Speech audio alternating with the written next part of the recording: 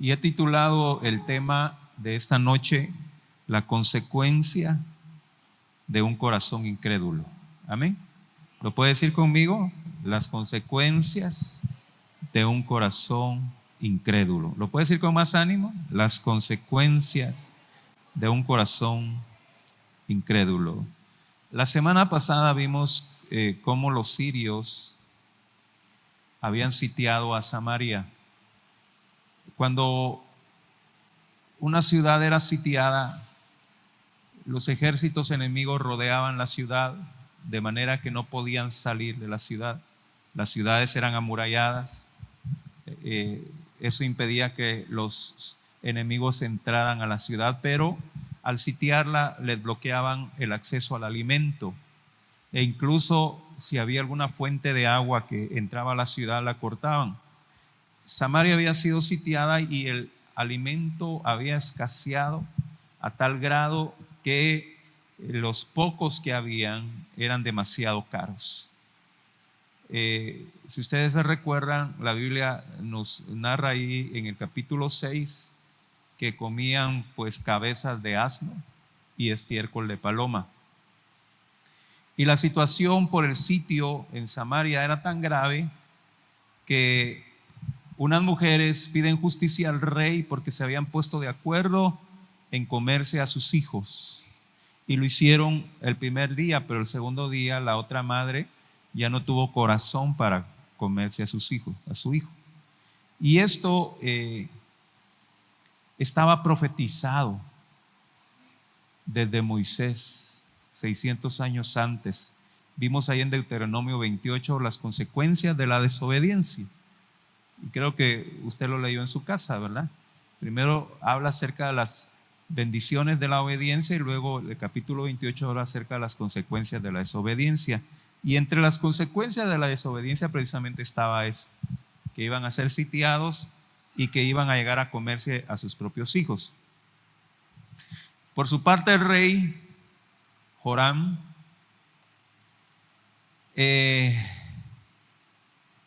le echa la culpa al profeta Eliseo y corre a buscar para matarlo. Pero estando en la presencia de Eliseo no puede hacer nada. Dios estaba con Eliseo y lo protegía. Y es la misma protección que Dios nos da a nosotros hoy en día. No pudo el rey Joram hacer nada contra Eliseo, pero se queja y dice: ¿para qué he de esperar en Jehová? Dice. ¿Para qué he de esperar en Jehová? Y es interesante porque Joram estaba indignado porque Dios no lo ayudaba. Pero en ningún momento ese hombre se humilló y pidió la ayuda de Dios. Amén. Él reclama por qué Dios no nos ayuda, pero él nunca se humilló y le pidió ayuda a Dios. Eso me recuerda a la historia de un hombre que, estando en el lecho de su muerte, él había sido cristiano, pero se alejó de los caminos de Dios. Y en el lecho de su muerte llega un pastor a visitarlo para hablar con él.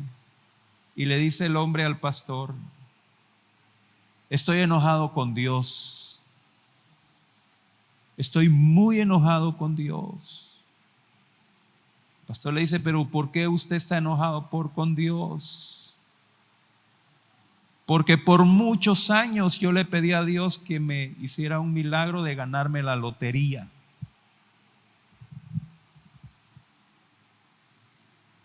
Y nunca Dios me concedió el ganarme la lotería. Y el pastor, obviamente guiado por el Espíritu Santo, le pregunta: varón, ¿y cuántas veces compró usted el ticket de lotería? Este hombre nunca había comprado el ticket de lotería, pero le reclamaba a Dios porque no se ganó la lotería. Hermano, estas anécdotas parecen absurdas, pero pasan en la vida real. Como Joram reclama a Dios porque no lo ayuda, pero él nunca se humilló a pedirle ayuda a Dios. Hay mucha gente que le reclama a Dios. Miren, para los que, bueno, aquí ya quedamos casi solo los adultos, ¿verdad? ya los jóvenes se fueron, pero en el año 2001, el 11 de septiembre, los terroristas estrellaron aviones sobre edificios en Nueva York, las Torres Gemelas en Estados Unidos, y murió mucha gente. Y la población en Estados Unidos pegó el grito al cielo: ¿y dónde estaba Dios para ayudarnos? ¿Y dónde estaba Dios para ayudarnos? La misma gente que decidió darle la espalda a Dios. La misma gente que niega la existencia de Dios. Ahora sí reclama por qué Dios nos ayuda, pero nunca se humillaron. Primero Dios, el domingo vamos a hablar sobre 2 de Crónicas, capítulo 14. Si mi pueblo se humillare, clamare y buscare mi rostro, entonces yo iré desde los cielos, perdonaré sus pecados y sanaré su pueblo, su tierra. Si mi pueblo se humillare. Amén. Si mi pueblo se humillare. Joram reclama: Dios no nos ayudó, pero él nunca se humilló para pedir su ayuda. Pero la situación de las mujeres sirvió para impulsar al rey para ir a buscar al profeta, pero con malas intenciones, no con buenas intenciones. Las intenciones de Joram eran matar al profeta.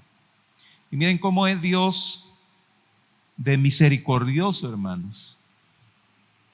Porque Dios, en lugar de castigar a Joram por su impiedad y por sus malas intenciones, Dios ofrece una esperanza de salvación. Amén. ¿Cuántos pueden levantar su mano y decir: así es mi Dios? Así es mi Dios, misericordioso. Amén. Lento para la ira y grande en misericordia.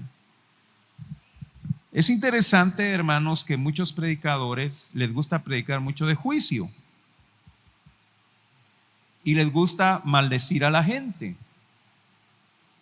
Y malditos se van a ir al infierno, malditos van a ir aquí, van a ir allá.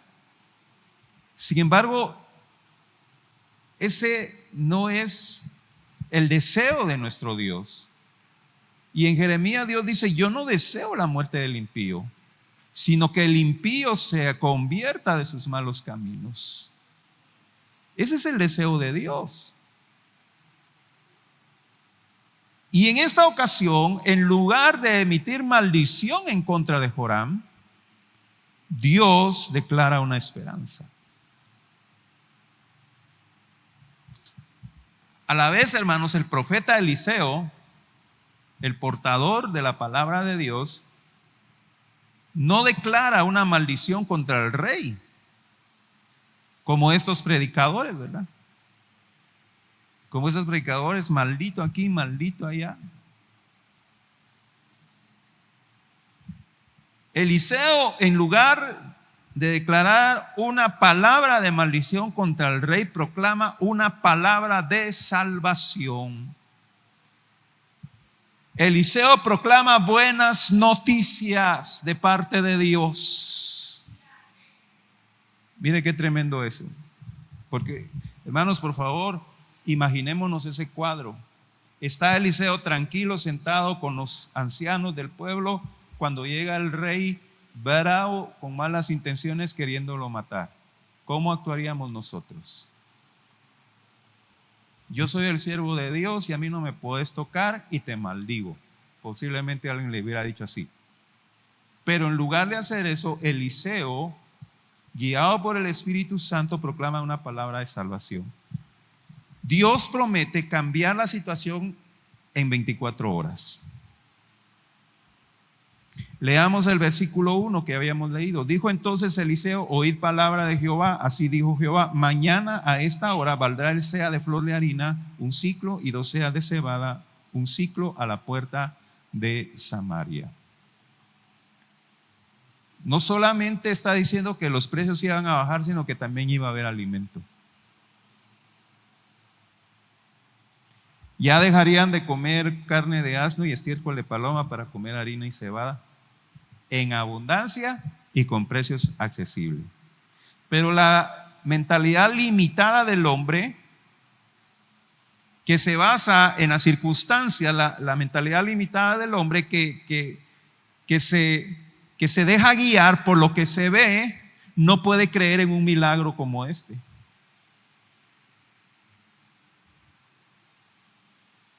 Nosotros vemos las circunstancias, como el siervo de Eliseo. Le dice: Señor, mira cómo está el ejército de Siria y qué vamos a hacer ahora. Y Eliseo le dice: tranquilo, tranquilo, son más los que están con nosotros que los que están con ellos. Y le dice: Señor, abre los ojos para que él pueda ver. Y el siervo pudo abrir sus ojos y ver que habían ángeles guerreros con carros de fuego protegiéndolos. Pero la mentalidad, la visión limitada del hombre no puede creer en un milagro, que en 24 horas Dios va a cambiar la situación radicalmente. Escúchame, iglesia, nosotros tenemos que trascender, amén, a una mentalidad de fe. Amén. A no dejarnos llevar por las circunstancias. Hay un corito que dice: el victorioso vive en mí. Y dice: las circunstancias no me mueven a mí. Esa es una declaración de la cual nosotros nos tenemos que apropiar. Es una declaración a la cual nosotros tenemos que estar convencidos que es así. Las circunstancias no me mueven a mí. Por eso el salmista dice: de Jehová la tierra y su plenitud, el mundo de los que en él habitan. Por tanto, no temeré, aunque la tierra sea removida, aunque se traspasen los montes al mar.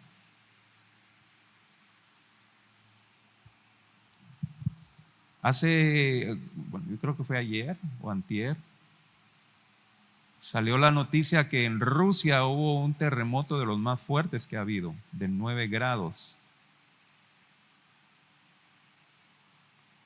Y empezaron las alertas de tsunami. Tsunami es que se eleva al nivel del mar, ¿verdad? Y entra a la tierra. Y esa alerta pues es para todo el mundo, porque el agua viaja por todo el mundo. La cuestión es, hermanos, que si mandan una alerta a Guatemala, viene tsunami, ¿cuál va a ser nuestra reacción? ¿Miramos las circunstancias o ponemos nuestra vista en Cristo Jesús? Amén.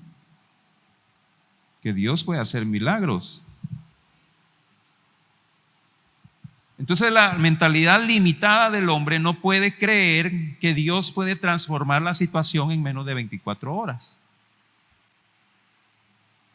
Abramos nuestra mente, hermanos, y no la dejemos limitada y creamos que Dios puede cambiar cualquier situación en menos de 24 horas. Porque para Dios no hay nada imposible. Para Él todo es posible. Uno de los funcionarios de confianza del rey, en su incredulidad, hace un comentario burlón. Se burla de la palabra profética. Dice el versículo 2: y un príncipe sobre cuyo brazo el rey se apoyaba, respondió al varón de Dios y dijo: si Jehová hiciere ahora ventanas en los cielos, ¿sería esto así? Vamos a dejar hasta ahí la lectura. Como quien dice: yo no creo que eso pase. Aunque Dios abra ventanas en los cielos, es muy difícil que eso pase.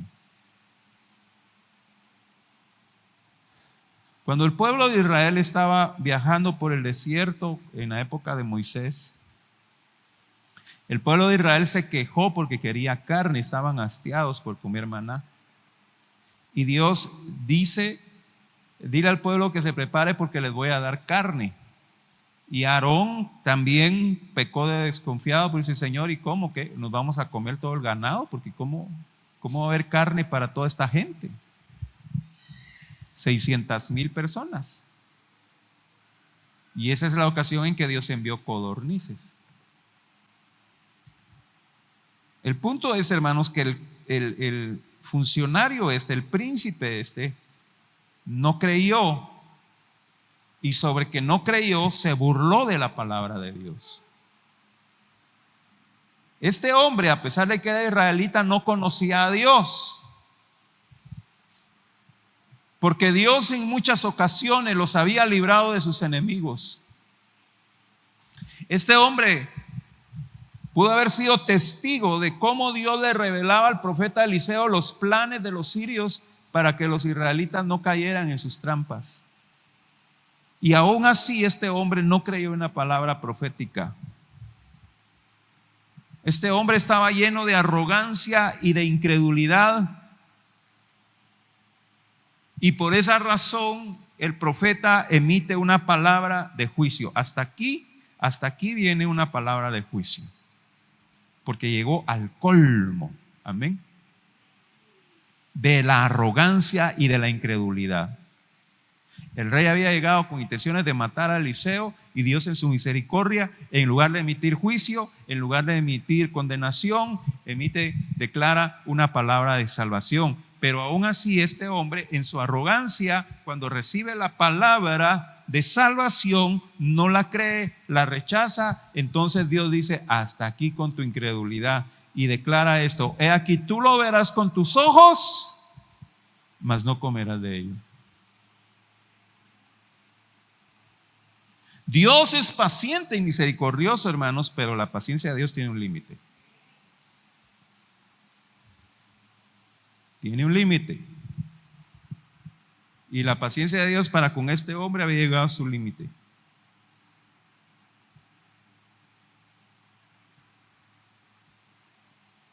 Cuidado con la incredulidad.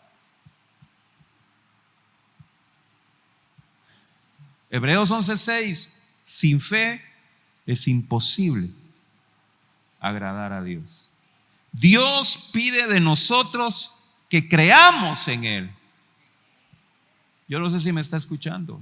Dios pide de nosotros que creamos en Él. En Juan 11:25, y vamos a leer 25 y 26, el Señor Jesucristo dice: dijo Jesús, yo soy la resurrección y la vida. Como dice, el que cree en mí, aunque esté muerto, vivirá. Hay vida eterna para el que cree. Dice el versículo 26: y todo aquel que vive y cree en mí no morirá eternamente. Y la pregunta es: ¿crees esto? Eso es lo que nos pregunta el Señor. ¿Crees esto? Porque la incredulidad, hermanos, nos impide ver la gloria de Dios. La incredulidad nos impide ver la gloria de Dios. Ahí mismo en Juan 11, solo que en el versículo 40, el Señor Jesús dice: Jesús le dijo: no te he dicho que si crees verás la gloria de Dios. ¿No te he dicho que si crees verás la gloria de Dios? Cuidado con la incredulidad.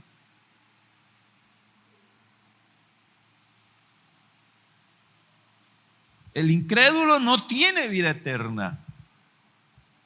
El incrédulo no puede ver la gloria de Dios. Eso lo declaró el Señor Jesús. Si crees, vas a ver la gloria de Dios.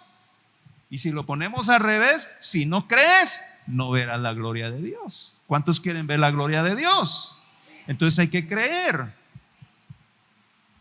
El Señor Jesús le pregunta a aquel hombre que lleva a su hijo, que era epiléptico, atormentado por un demonio, que lo tiraba en el agua, que lo tiraba en el fuego. Los discípulos oraron por él, no pudieron liberar al muchacho. Le dice: Señor, ten misericordia de mí. Tus discípulos no pudieron hacer nada. Entonces Jesús le pregunta: ¿crees? Eso le pregunta Jesús al hombre: ¿crees? Y el hombre dice: sí, Señor, creo, pero por favor ayúdame con mi incredulidad. Y esa debe ser nuestra petición: Señor, ayúdame para no ser un incrédulo.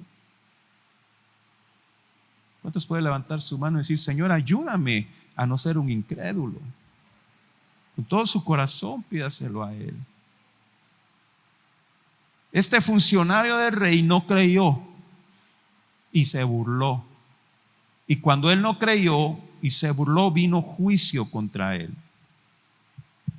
Dios nos llama a creerle, aunque para el mundo eso sea una locura. ¿Por qué nos llama a creerle? Porque Dios es fiel y Dios nunca falta sus promesas. Cielo y tierra pasará, dice el Señor, pero mi palabra no pasará. Escúcheme, por favor, escúcheme, iglesia. Si la Biblia dice que Cristo es nuestro sanador, es porque Él es nuestro sanador. Amén. Si la Biblia dice que Él es Jehová Jireh, nuestro proveedor, es porque Él es nuestro proveedor. El punto es, ¿crees esto? ¿Crees esto? ¿Lo crees? Porque si lo crees, lo vas a recibir. Amén. Pero sigamos, hermanos, porque no sé si me va a dar tiempo de terminar el tema hoy. ¿Qué va a hacer mañana usted? ¿Podemos salir tarde?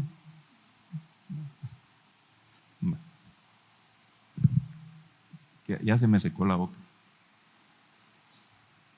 Dice el versículo 3, Segunda de Reyes, capítulo 7, versículo 3 y 4. Vamos a leer. Había a la entrada de la puerta 4 hombres leprosos, los cuales dijeron el uno al otro: ¿por qué nos estamos aquí hasta que muramos? Si tratáramos de entrar en la ciudad, por el hambre que hay en la ciudad, moriremos en ella.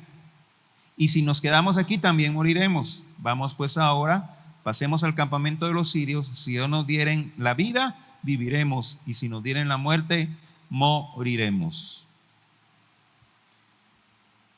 Habían estos 4 hombres leprosos. Estos hombres estaban fuera de la ciudad. Estos hombres estaban en una posición sumamente peligrosa. Porque según la ley de Moisés, en Levítico 13, versículo 45-46, dice que ellos no podían estar dentro del campamento por ser leprosos. Entonces, los israelitas estaban alejados de Dios, pero en eso sí le obedecían a Dios, ¿verdad? Porque no les convenía que esos hombres los contagiaran de lepra. Entonces estos pobres leprosos estaban en una posición muy peligrosa porque estaban fuera de la ciudad. Estaban entre la muralla y los enemigos. Si venía un ataque, los primeros en ser destruidos eran estos hombres leprosos. Y ellos pues también se estaban muriendo de hambre y empezaron a razonar cuáles eran sus probabilidades de vivir. Si nos quedamos aquí, vamos a morir. Si procuramos entrar a la ciudad, vamos a morir, porque no hay nada que comer en la ciudad. Aparte que nos pueden apedrear. Si nos entregamos a los sirios, también podemos morir, pero también pueden que nos perdonen la vida y nos den comida. Entonces, razonando ellos de entrar a la ciudad, quedarse ahí o irse con los sirios, había más probabilidad de sobrevivir e irse con los sirios. Yo no sé si me está entendiendo. Amén.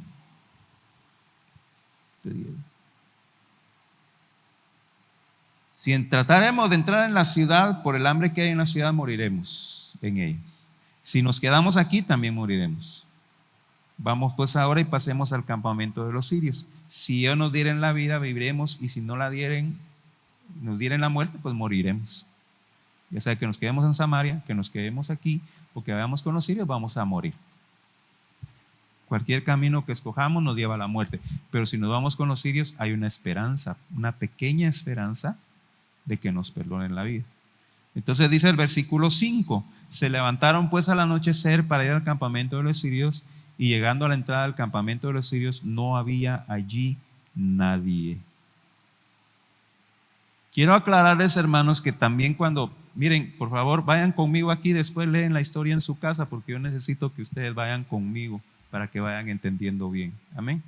Ya en su casa leen bien la historia y la disfrutan mejor. ¿Qué les estaba diciendo? Cuando llegaron al campamento, lo encontraron abandonado. no había nadie. Oh, ya sé, ya me acordé que le decía decir. Cuando hacían un sitio a una ciudad, los enemigos procuraban abastecerse de bastante comida, porque ellos no sabían cuánto tiempo iban a estar ahí sitiando la ciudad. A veces los sitios duraban hasta un año. Y los enemigos tenían que tener comida para un año. Entonces los enemigos, cuando ellos sitiaban una ciudad, ellos levantaban estructuras, levantaban galeras para almacenar alimento y tener ahí bastante alimento mientras estaban sitiando la ciudad. Entonces cuando llegaron los leprosos, encontraron el campamento abandonado, no había ni un alma. Los burros, los animales, las bestias estaban ahí amarrados todavía y no había nadie. Sin pensarlo dos veces, ellos comenzaron a saquearlo. Dice el versículo, vamos a saltearnos al versículo 8. Cuando los leprosos llegaron a la entrada del campamento, entraron en una tienda y comieron y bebieron y tomaron de ahí plata y oro. No solamente comieron, sino que también encontraron plata y oro, ¿verdad? Y vestidos, y fueron y los escondieron. Y vueltos entraron en otra tienda y de ahí también tomaron y fueron y lo escondieron. Entonces los leprosos se rayaron. Mientras que en Samaria estaban muriendo de hambre, ellos estaban. Y no solamente eso, encontraron oro, encontraron ropa y encontraron un montón de cosas. Los juntaron, los fueron a esconder y siguieron saqueando el campamento. Ahora, ¿qué fue lo que pasó, hermanos? ¿Qué fue lo que pasó con los sirios? Es que esa es la pregunta. ¿Qué fue lo que pasó? Y entonces el versículo 6 y 7 nos da la respuesta. Porque Jehová había hecho que en el campamento de los sirios se oyese estruendo de carros, ruido de caballos y estrépito de un gran ejército, y se dijeron unos a otros: he aquí el rey de Israel ha tomado a sueldo contra nosotros a los reyes de los heteos, a los reyes de los egipcios, para que vengan contra nosotros. Y así se levantaron y huyeron al anochecer, abandonando sus tiendas, sus caballos, sus asnos y el campamento como estaba, y habían huido para salvar sus vidas.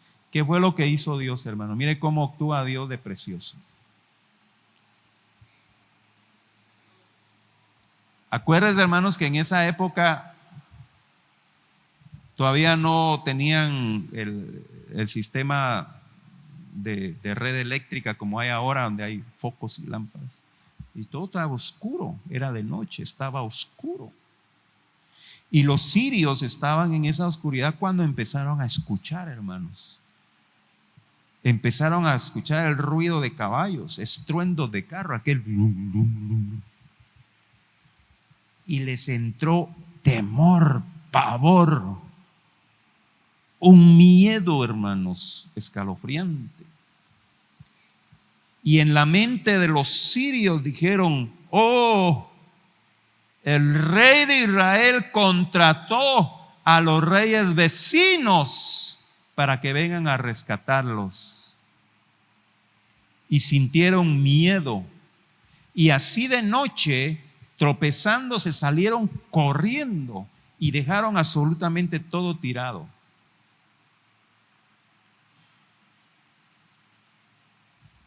El rey de Israel, sus capitanes no comprendían cómo Dios los iba a librar de los sirios.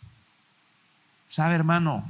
Y esto me quisiera detener un momentito, porque cuando nosotros estamos atravesando una situación difícil, en nosotros, en nuestra mente, hay una solución.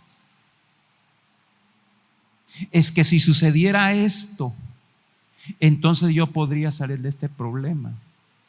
Y nosotros en nuestra mente estructuramos una especie de proyecto, una especie de ¿cómo les podría decir? De pasos para que nosotros podamos salir de ese problema. Pero ¿sabe cuál es el pero, hermanos? Que la mente de Dios es mucho más sabia y poderosa que la del hombre.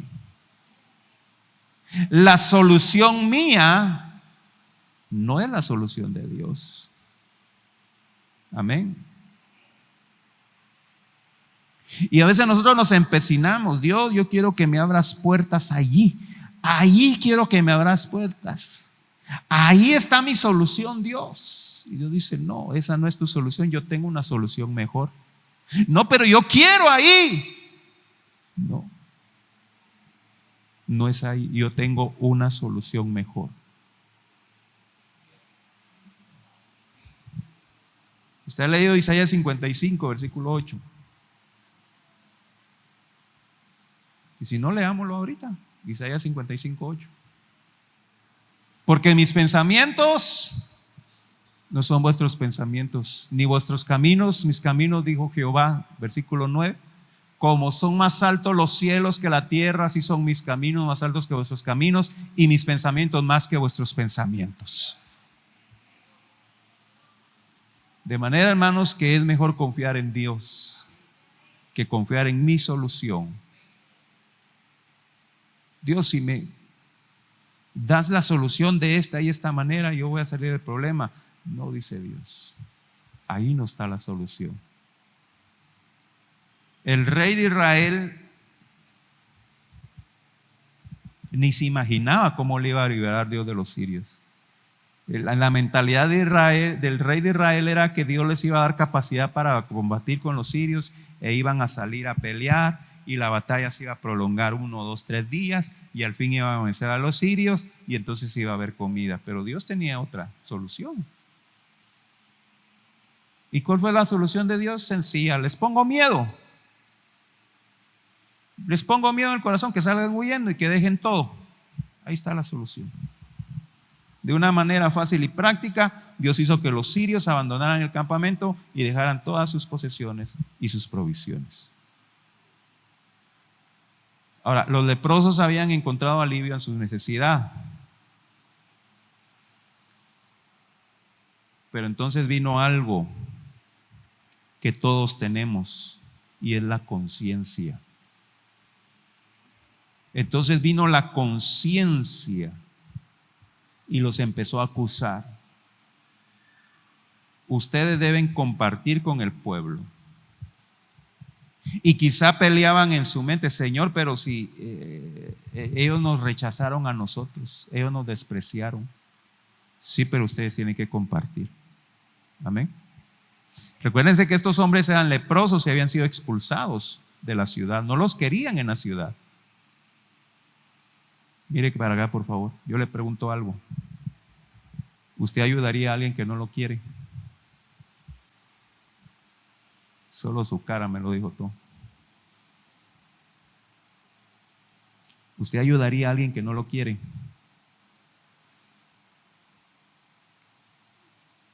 Porque eso es lo que estaban haciendo estos hombres. A los leprosos no los querían en Samaria. Entonces dice el versículo 9: luego se dijeron el uno al otro: no estamos haciendo bien. Hoy es día de buena nueva y nosotros callamos. Y si esperamos hasta el amanecer, nos alcanzará nuestra maldad. Vamos pues ahora, entremos y demos la nueva en la casa del rey. No estamos haciendo bien. No estamos haciendo bien. Si seguimos así, nos va a alcanzar la maldad. Y esa debe ser nuestra actitud, hermanos. Por eso la Biblia nos exhorta a amar a nuestros enemigos. La Biblia nos exhorta: si tu enemigo tiene hambre, ¿qué debemos hacer? Pasarle la comida enfrente para que nos mire comer. ¿Qué nos manda hacer la Biblia? Darle de comer. Y si tu enemigo tiene sed, ¿qué hacemos? Le pasamos la Coca-Cola enfrente para que mire que estamos. Dale de beber.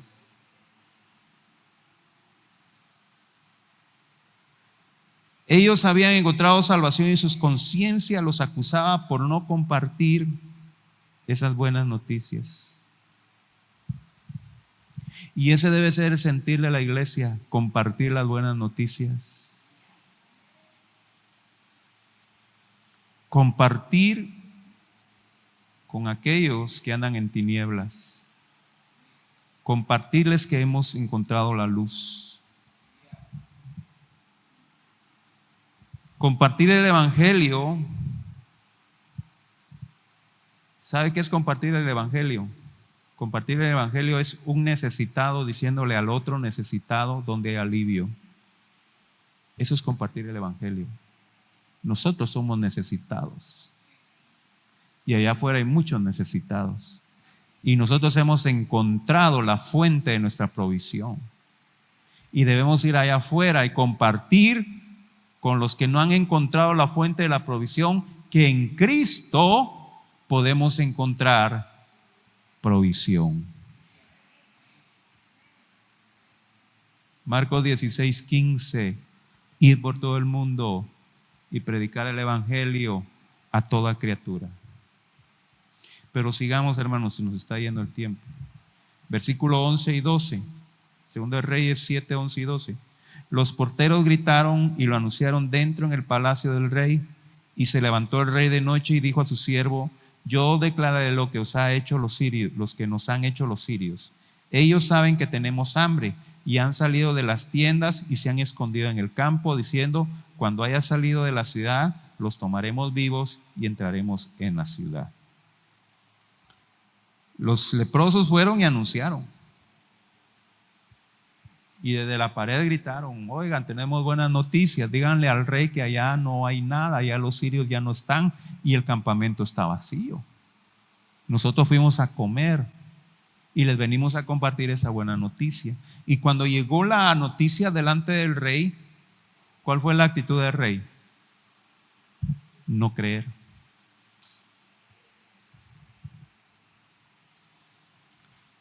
Escúchenme, iglesia, la actitud del rey hubiera sido correcta si no hubiera recibido una palabra profética. Amén. La sospecha del rey hubiera sido válida si no hubiera recibido una palabra profética. Amén. Hubiera estado en lo correcto. No, lo que pasa es de que estos nos están tendiendo una trampa. Ellos se fueron a esconder y dejaron el campamento vacío para que cuando nosotros abramos la puerta y salgamos, entonces ellos nos van a atacar. Esa es la estrategia de ellos. Y ese razonamiento hubiese sido válido si no hubiera recibido una palabra de parte de Dios. Pero lo que estaba demostrando el rey Joram es que no estaba creyendo a la palabra de Dios. Y eso es peligroso. La incredulidad del rey es una evidencia de la naturaleza humana de resistirse a creer a la palabra de Dios, aun cuando hayan milagros y prodigios. Esa es la naturaleza humana, resistirse a creer. Jesús en su ministerio, hermanos, hizo muchos milagros. Jesús en su ministerio levantó muertos, resucitó muertos. Jesús en su ministerio le dio a comer a 5,000 personas, luego 4,000 personas. Y aún así llegaban los judíos y le decían: muéstranos señal y te creemos. ¿Qué va a enseñar si ya les mostró muchas señales? Les había mostrado muchas señales.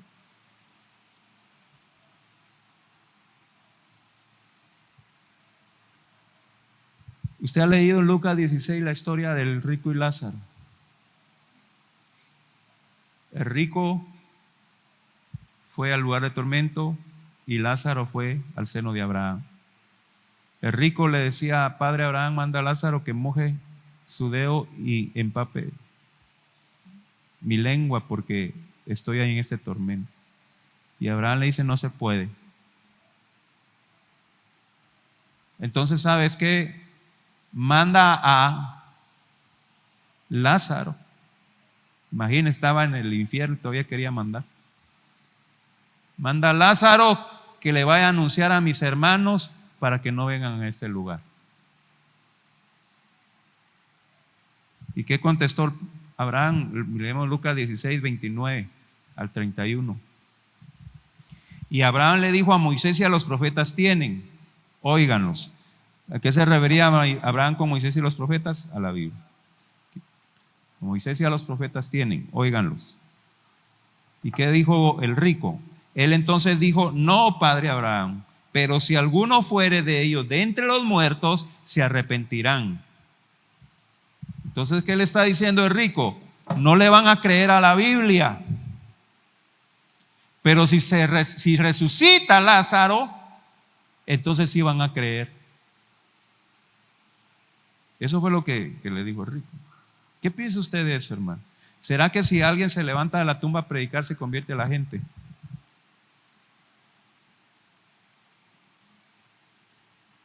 Porque eso fue lo que está diciendo el rico.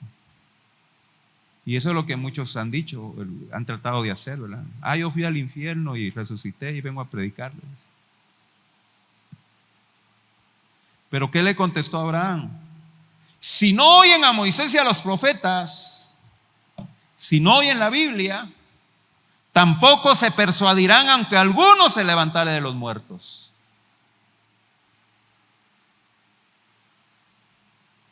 Romanos 10, la fe viene por el oír, y el oír de la palabra de Dios. Amén.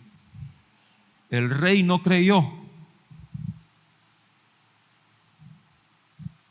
No creyó, a pesar de que había recibido una palabra profética. Y sabe lo que nos dice Pedro, que la palabra profética más segura es esta. Esta es la palabra profética más segura. Usted está esperando que le lleguen a profetizar. Lea la palabra de Dios. Esta es la palabra profética más segura. Usted anda buscando profetas, siervos de Dios que le profeticen. Lea la Biblia. Esta es la palabra profética más segura. Amén.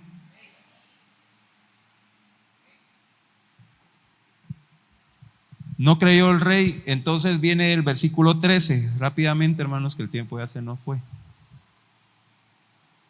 Entonces respondió uno de sus siervos y dijo: tomen ahora 5 de los caballos que han quedado en la ciudad, porque los que quedan acá también perecerán como toda la multitud de Israel que ya ha perecido. Y enviemos y veamos qué hay. Entonces uno de los oficiales le propone al rey, porque en medio de los incrédulos de repente hay uno que sí tiene un poquito de fe, ¿verdad? Y ese poquito de fe fue suficiente para persuadir al rey.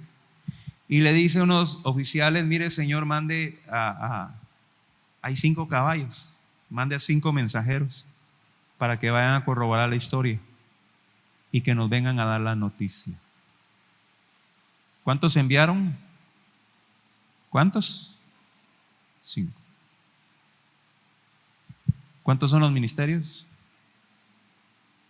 Apóstol, profeta, evangelista, pastor y maestro. Diga conmigo: apóstol, profeta, evangelista, pastor y maestro. 5 ministerios. Efesios 4:11.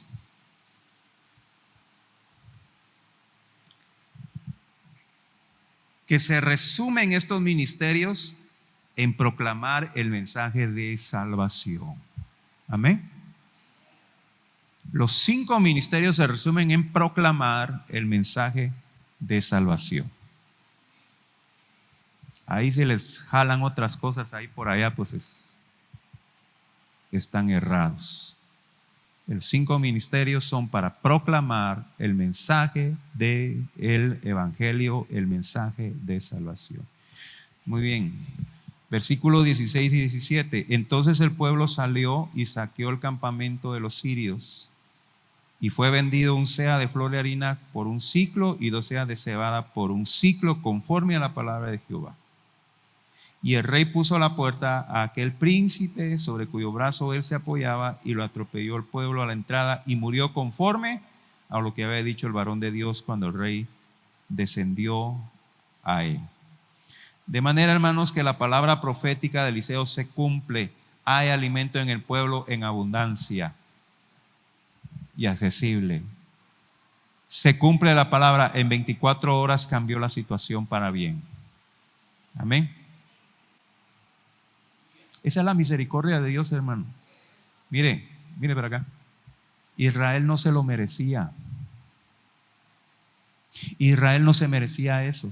Israel se merecía que los sirios los atacaran y los destruyeran. Eso se merecía Israel, porque ellos adoraban a Baal. Ahora mire, porque ahí le va. Ahí le va. ¿Usted cree que usted se merece la misericordia de Dios?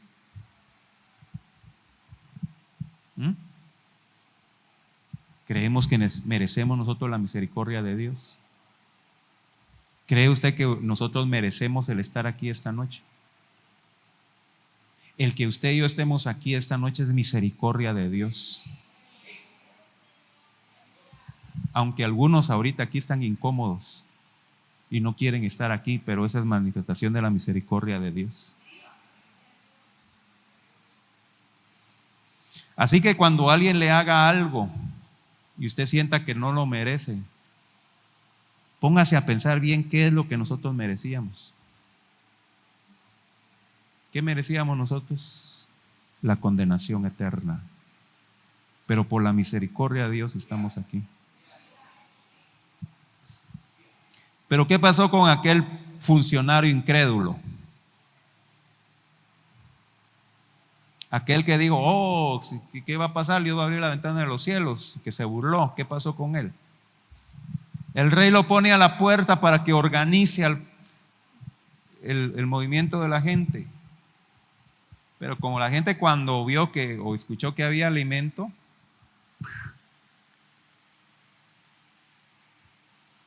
salió y lo atropelló y murió aplastado por la multitud. Se cumplió la palabra. El funcionario pudo ver el milagro que Dios hizo, pero no lo pudo disfrutar. Iglesia, yo voy finalizando. Présteme un momentito su atención, ya voy a terminar. Dios toma muy en serio la incredulidad. No podemos ser incrédulos ante la manifestación del amor y la misericordia de Dios sin que lo provoquemos. Cuando nosotros somos incrédulos, estamos provocando a Dios. Hebreos 3:12. Mirad, hermanos, que no haya en ninguno de vosotros corazón malo de incredulidad para apartarse del Dios vivo. Entre nosotros tenemos que cuidarnos y ver que entre nosotros no haya incredulidad. Amén. Dios no pasa por alto la incredulidad. Gálatas 6:7. No os engañéis. Dios no puede ser burlado. Seamos prudentes. Este hombre no murió por no creerle a Eliseo. Este hombre murió porque no le creyó a Dios. Amén. Este hombre no murió por haber sido insolente delante de Eliseo. Este hombre murió por haber sido insolente delante de Dios. Amén. Nosotros como siervos de Dios proclamamos la palabra de Dios. Si usted no cree la palabra, no está siendo insolente conmigo, está siendo insolente con Dios. Amén.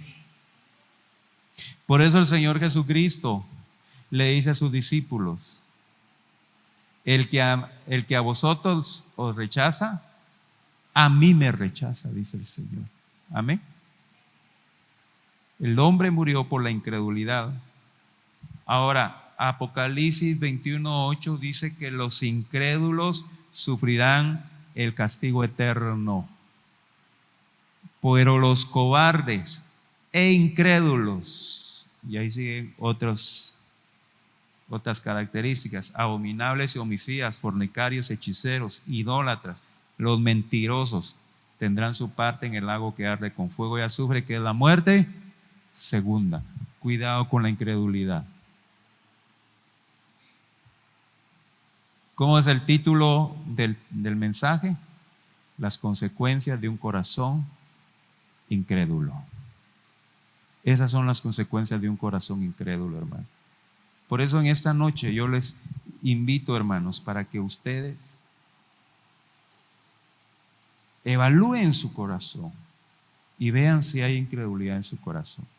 No, hermano, si yo soy buen cristiano, no sea sabio en su propia opinión. Tenga temor de Dios. Tenga temor de Dios. Evalúese usted. Cuando usted tiene un problema, ¿a dónde acude primero? Cuando usted tiene un problema, ¿a dónde acude primero? ¿Al vecino? Ay, don Chema siempre me ayuda. Don Chema, ayúdeme, don Chema. Cuando usted tiene un problema, ¿a quién acude primero?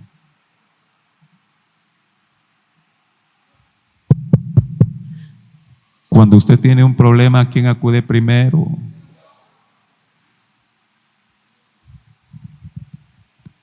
Porque si no acudimos a Dios primero, es porque hay problema de incredulidad.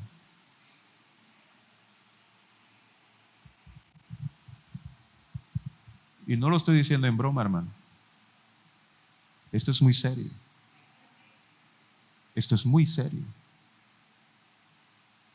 Vuelvo a repetir, Hebreos 11:6. Sin fe es imposible agradar a Dios. Vamos a invitarlos a que se pongan de pie, hermanos.